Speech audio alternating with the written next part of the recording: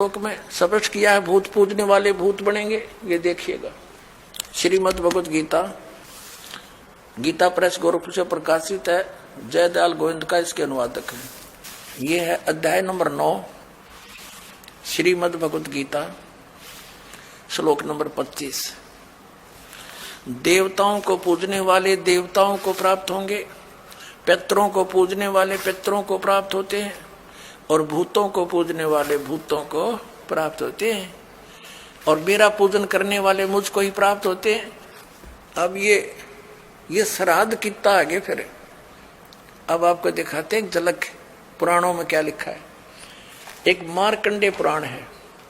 एक रुचि नाम के ब्राह्मण थे, ऋषि, और उसने वेदों को समझा पढ़ा कि मनुष्य जीवन, ये ज्ञानी आत्मा थे कि मनुष्य जीवन केवल मोक्ष प्राप्ति के लिए प्राप्त होता है।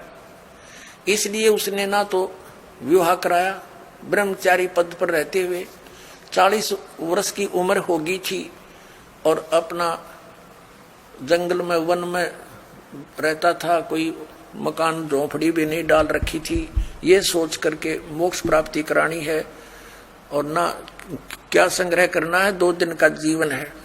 अब वो वेदों अनुसार साधना कर रहा था, रुचि ऋषि, और उसके जो पिताजी, दादाजी, परदादाजी, चौथा दादाजी वो मर चुके थे, वह भूत बन रहे थे, और वह भी ऋषि थे, ब्राह्मण थे, उनने भी ये कर्मकांड करे और करवाए थे, तो भूता बनेंगे वह। तो वो चारों दिखाई दिए और कहा, बेटा तूने विवाह क्यों नहीं करवाया? विवाह करवा के तुम हमारा श्राद्ध करता है और हमारी गति हो जाती। अब रुचि कहने लगा कि पितामहो, वेद में तो ये मना कर रखा है, ये श्राद्ध श्रुद्ध निकालना, ये कर्मकांड करना, ये तो मूर्खों का मार्ग है। और वो पितर भी कहते हैं, बेटा है तो ऐसा ही, इसमें कोई संदेह नहीं, मिथ्या नहीं है, सच्चाई है, लेकिन हमारा क्या होगा? एक तुम बाढ़ में जाओ, थारा क्या होगा?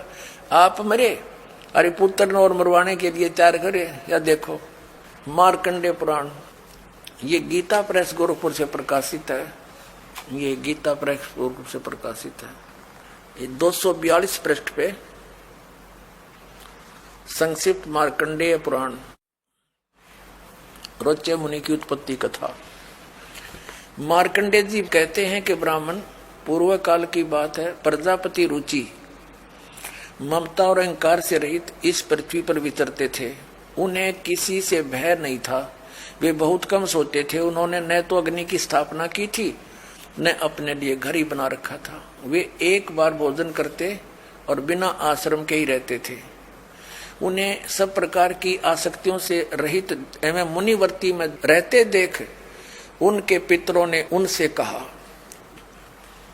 ये देखिए, ये चारों आगे भूत बन रहे, ये देखो, ये रुचि ऋषि है, ये इनके पहले बने हुए वो पंडित जी सारे भूत पूज का भूत बन गए। अब ये दिख गए इसने सारे इकट्ठे।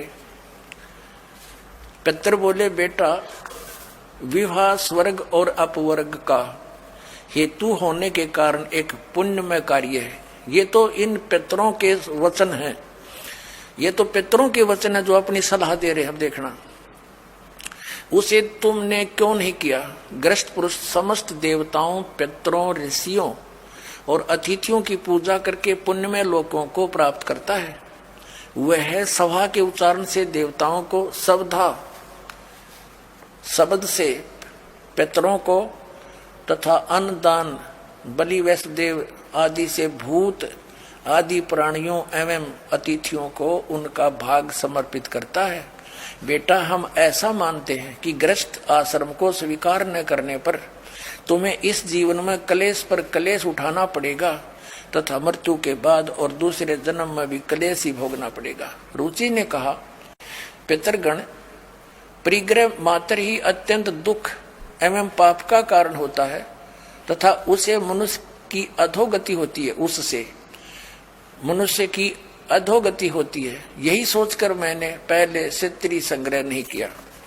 अब यहां देखो, पितर बोले, बेटा जितेंद्रिय होकर आत्मा का प्रक्षालन करना उचित है, किंतु तुम जिस मार्ग पर चल रहे हो वह मोक्ष मार्ग है।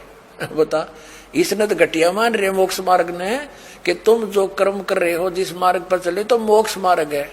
अरे हम बतावांगे पितृवर्ण का मार्ग। देखिए, रुचि ने पूछा, पितामहो, वेद में कर्म मार्ग को अविद्या कहा गया है, जो तुम सलाह दे रहे हो वो कर्म कांड, श्राद्ध श्रुद्ध निकालना, पितृ पूजना, वो तो मूर्खों का सलाह कही है।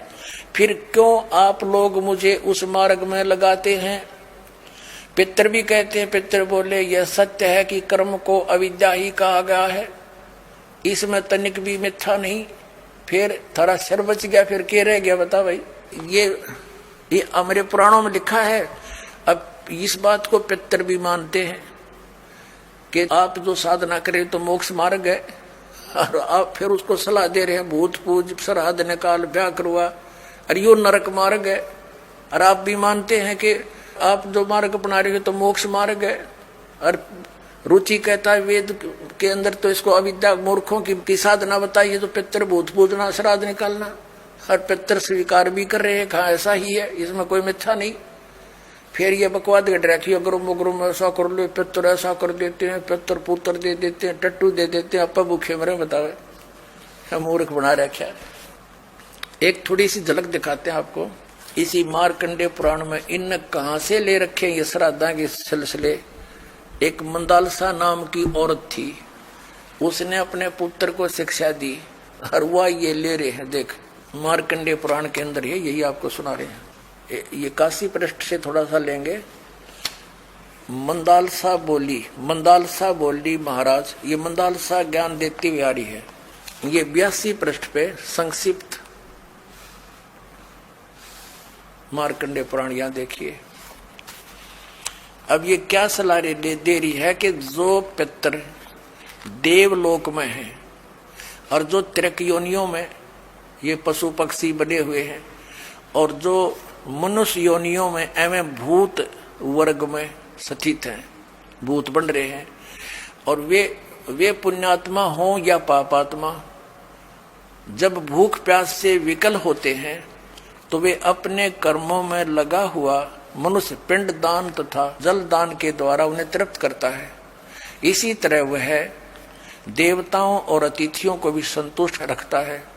देवता, मनुष्य, पितृ, भूत, प्रेत, गुहक, पक्षी, कृमि और कीट आदि भी मनुष्यों से ही जीविका चलाते हैं। अब ये क्या बता रही है कि चाहे तो वो जो पितृ देवलोक में है, जो त्रिक योनिया में पड़े हैं, और जो मनुष्य योनियों में यानी भूतादि पितृ पैतृ बन रहे हैं, वे पुण्यात्मा हो या पापात्मा, सब भूखे प्यासे मरते रहते हैं। तो वो टट्टू देवलोक में हुए, भूखे मरते प्यासे मरे। अब क्या बताते हैं आगे, ये देखिएगा संक्षिप्त मार्कंडेय पुराण 92 पृष्ठ पे। इनमें से जो नरक में निवास करते हैं, जो पशु पक्षी की योनियों में पड़े हैं, तथा जो भूत प्रेत आदि के रूप में स्थित हैं, उन सब को विधि पूर्वक श्राद्ध करने वाला यजमान तृप्त करता है। कैसे करता, सुनो। मनुष्य पृथ्वी पर जो अन्न बिखेरते हैं, उनसे पिशाच योनि में पड़े पितरों की तृप्ति होती है, जो जमीन पर दाने डाल देते हैं। बेटा, स्नान के वस्त्र से जो जल पृथ्वी पर टपकता है, उससे वृक्ष योनि में पड़े हुए पितर तृप्त होते हैं। जो रूख वृक्ष बन गए, उन नन्यों का नहा का जो वस्त्र ने छोड़ दिए ना, वो वृक्ष योनि में पड़े हुए तृप्त हो जाएंगे। अरे भले आदमियों, एक बार क्या था, परमात्मा कबीर जी काशी में गंगा घाट पर चले गए। गंगा का एक घाट बना हुआ है, वहां पर ये ब्राह्मण लोग सूर्य को यानी ऐसे सूर्य की तरफ मुंह करके गंगा से जल उठावें और वहीं डाल दें। कबीर साहब बढ़कर उसमें गंगा में घुटनों पानी में और ऐसे नौकरन लगे, गंगा के जल को पटरी पर फेंक रहे पूरी स्पीड तक। अब वो सारे पंडित जी अपना काम छोड़कर कबीर साहब की ओर देखने लगे, कहने लगे, वो कबीर ये क्या कर रहा तू? कबीर जी बोले, आप क्या कर रहे हो? मैंने ना पूछा, तुम क्यों पूछ रहे हो मेरे से? पहले आप बताओ आप क्या कर रहे हो? कि हम अपने पितरों को स्वर्ग में जल भेज रहे हैं। ये हम यहाँ जल डाल रहे हैं ना, ऐसे मंत्र बोलकर, ऐसे सूर्य की तरफ मुँह करके, ये वहां स्वर्ग में हमारे भूखे प्यासे पितरों को जल प्राप्त होगा। परमात्मा बोला मैंने एक बगीची लगा रखी अपनी झोपड़ी के आगे, और मैं उस झोपड़ी को उस बगीची को सींच रहा हूं। फिर मंड के करड़े हो गए। तो वो कहने लगे, रे भोले आदमी, इतनी दूर कैसे जाएगा जल, ये तो यहीं पड़ा है। वो तेरी झोपड़ी के आगे बगीची जो छोटी सी लगा रखी, वो कैसे सिंचाई होगी इससे, कि एक लाखों किलोमीटर दूर, मील दूर तुम्हारे पितरों को स्वर्ग में ये पानी मिल सकता है, तो ये 2 किलोमीटर पर क्या दिक्कत आएगी इसको। तो उनकी चौंध